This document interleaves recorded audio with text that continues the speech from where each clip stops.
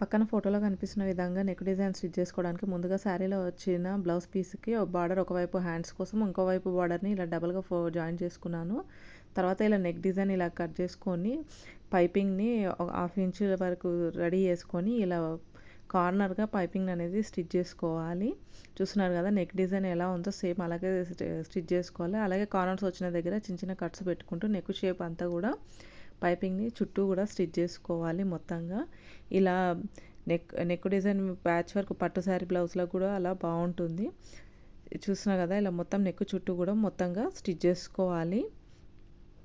ఇలా స్టిచ్ చేసుకున్న తర్వాత మనం ముందుగా రెడీ చేసుకున్న పట్టు బ్లౌజ్ బార్డర్ని ఇలా డబల్గా జాయిన్ చేసుకున్నాం కదా, దాని దగ్గర మళ్ళీ పైపింగ్ చుట్టే పైపింగ్ ఎలా అయితే స్టిచ్ చేసుకున్నామో కరెక్ట్గా ఆ పైపింగ్ పక్క నుండే స్టిచ్ చేసుకోవాలి. ఇక్కడ నెక్ డిజైన్లో నేను మిడిల్గా కట్ చేసిన క్లాత్ కూడా నెక్ వెడల్పు కోసం మిడిల్గా పెట్టుకొని దాని పక్క నుండి ఇలా నేను పైపింగ్ అనేది స్టిచ్ అనేది మెయిన్ క్లాత్కి జాయిన్ చేస్తున్నాను, బార్డర్ క్లాత్కి.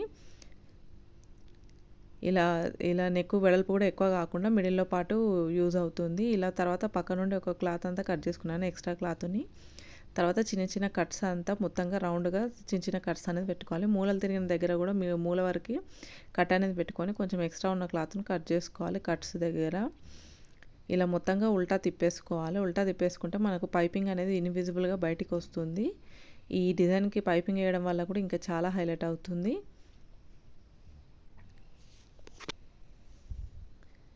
ఇలా మొత్తంగా మనం ఉల్టా తిప్పేసుకుంటే పైపింగ్తో సహా ఈ డిజైన్ అనేది ఇలా మొత్తంగా ఉల్టా తిప్పేసుకున్న తర్వాత పైపింగ్ పక్క నుండి మళ్ళీ పైపింగ్ పక్క నుండి ఒక స్టిచ్ అనేది వేసుకోవాలి. అప్పుడే పైపింగ్ అనేది సరిగా అనిగి డిజైన్ అనేది మంచిగా బాగా కనిపిస్తుంది పై వైపుకు.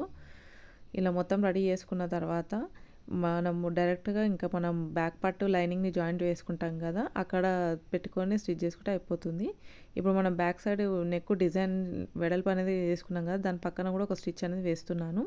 ఇప్పుడు మొత్తంగా ఈ బ్లౌజ్ బ్యాక్ పార్ట్కి మిడిల్లో ఒక కట్టు కింద ఒక కట్టు పెట్టుకొని నెక్ ప్యాటర్న్ అనేది మిడిల్ టు మిడిల్ మ్యాచ్ అయ్యే విధంగా పెట్టుకొని ఇక్కడ నెక్ ప్యాటర్న్ పక్క నుండి ఒక స్టిచ్ అనేది వేస్తున్నాను. నెక్ వెడల్పుది ఇక్కడ మిడిల్లో క్లాత్ ఉంది కదా, ఆ క్లాత్ పక్క నుండి స్టిచ్ అనేది వేసుకున్నాను. తర్వాత ఇక్కడ పైపింగ్ పక్క నుండి కూడా మరొక స్టిచ్ అనేది వేసుకుంటున్నాను. ఇలా వేసుకోవడం వల్ల నెక్ ప్యాచ్ అనేది బ్లౌజ్ పార్ట్కి అనేది స్టిచ్ అయిపోతుంది. చూస్తారు కదా, ఇంకా మిడిల్లో ఉన్న క్లాత్ను కట్ చేసుకుంటే మనకు నెక్ ప్యాటర్న్ అనేది రెడీ అవుతుంది. చూస్తారు కదా, ఇలా పట్టు బ్లౌజెస్కి ప్యాచ్ వర్క్ అనేది రెడీ చేసుకోవచ్చు. Like and subscribe.